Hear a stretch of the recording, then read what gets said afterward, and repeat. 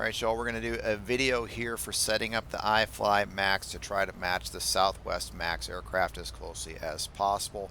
And in doing so, we're going to use this iPad looking device over here on the left side. And we're going to find the panel style. We're going to start with General. We're only going to cover the items that really need to be talked about. Obviously, the LEAP 1B 28,000 pound thrust rated motors is what we're going to use. Independent nose wheel steering is going to be independent to your hardware setup. I do not have a button set up specifically for the nose wheel steering or the tiller. It's all done through my rudder pedals, so I leave that unchecked. Your mileage may vary. Just set that up for whatever works for you. Sun blinds, that is going to be your choice. No Southwest aircraft currently has sun blinds installed. However, factory new aircraft are coming with sun blinds, so you can set that up however you want. Autopilot, we are going to talk a little bit about wings level versus heading select. Heading select would be more correct. However, unfortunately, neither of these are modeled correctly. Well, heading select is definitely not modeled correctly. Wings level would be exactly that, wings level. An advantage to using wings level when you take off is you can set any heading you want, and then at 400 feet, just activate heading select. The way it's supposed to work when you press toga with heading select enabled is heading select would be blank and it would go automatically active at 400 feet. So you could still set whatever departure heading you were assigned. The way I would suggest doing it is leave it as it is with heading select engaged, leave runway heading, and at 400 feet simply spin in the heading that you need or are given by ATC.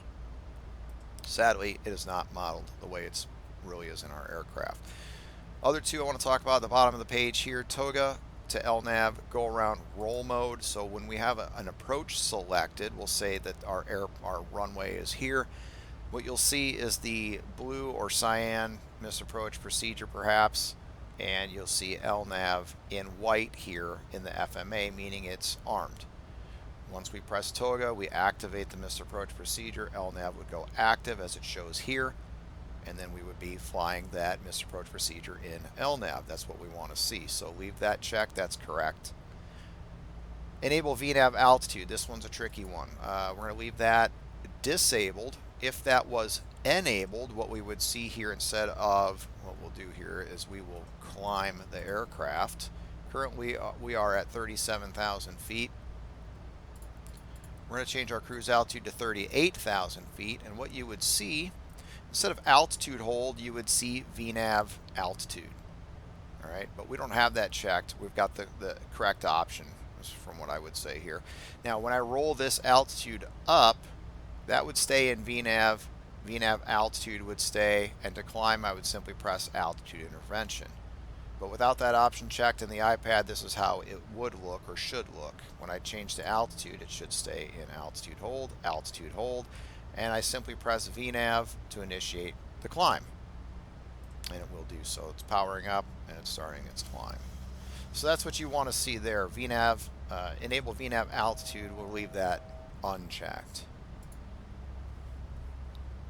On our next page, inhibit yoke when autopilot engaged. We're going to leave that unchecked, but we're going to leave inhibit throttles when autopilot engaged checked, but also the partial inhibit. And these down here at the bottom is personal preference. You can set that however you want. When moving is what I've got set there. And if you watch my N1 gauges, you can see what I'm doing with my throttle as opposed to what the jet is doing through the VNAV. These two options here, inhibit throttles when auto throttle engaged with the partial. If up here, if I had this in white, say it said arm, these enunciators here, arm, thrust hold, or throttle hold, I'd be able to manipulate the throttles or the thrust levers, and I would actually be able to move them. The reason that you want that is for certain things like Orange County where you're doing a noise abatement departure. You want to be able to adjust the throttles in arm or in thrust hold. The inhibit yoke when autopilot engaged, what that is, and the reason I have that deselected is because if I override the autopilot with my yoke, you can see that my roll mode went to control wheel steering. That is correct. That's what we want to be able to do. We can override or overpower the autopilot and it will revert to control wheel steering. So that's what we want to have there. Our PFD, not too much to say there. That's what I have selected. I don't think any of that is all that important to go into detail on. Navigation display, track on top. So we're looking at the track here on the top of the navigation display as opposed to heading on top. And then the other options you can see below. Multifunction display, round dial indication for our fuel quantity indicators. We retain our totalizer with the round dials for the fuel indicators. Everything is displayed in percent, and the other options listed below. Of course, a lot of it's unchecked because a lot of these items we don't have. Ground proximity warning system, there's the callouts that you'll get from the aircraft, 100, 50, 30, 10. And of course, if you're using LC5, Rachel will give you other callouts. RAS we don't have yet, but I hear it's coming. CDU.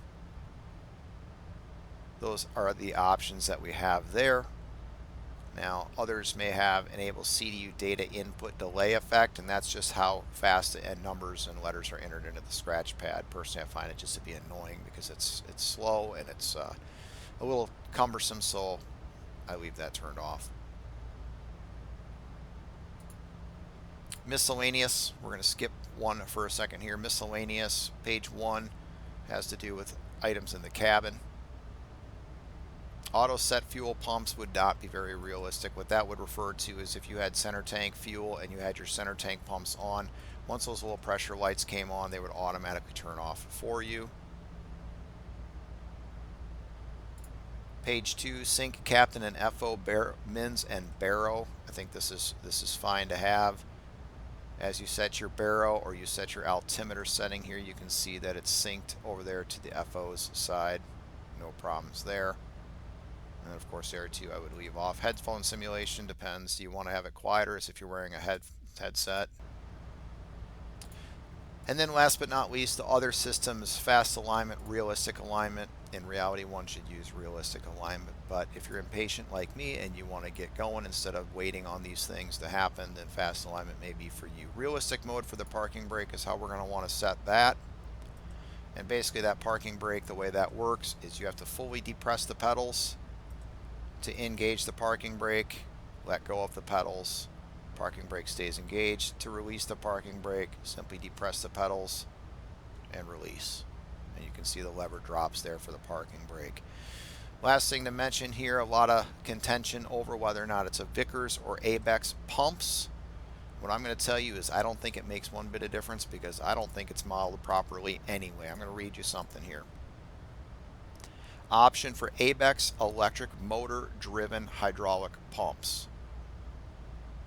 If an overheat is detected in either system, the related overheat light illuminates. And what we're talking about here is the overheat light for the electric motor driven pump. In the Vickers system, if an overheat is detected in either system, the related overheat light illuminates, power is removed from the pump, and the low pressure light illuminates. In other words, both would illuminate. But regardless of which system you choose in the iPad there, the Vickers or the ABEX, and you give yourself an electric motor-driven pump failure or overheat, you're going to get both lights. So I don't think it much matters. I don't think it's modeled properly. Choose whichever one you want. A lot of people seem to believe that it's the ABEX. I can't tell you. I've looked through several manuals and I haven't been able to find anything that definitively says which Max has, whether it's the ABEX or the Vickers. If you have any questions, feel free to ask in Discord. Hope that helps.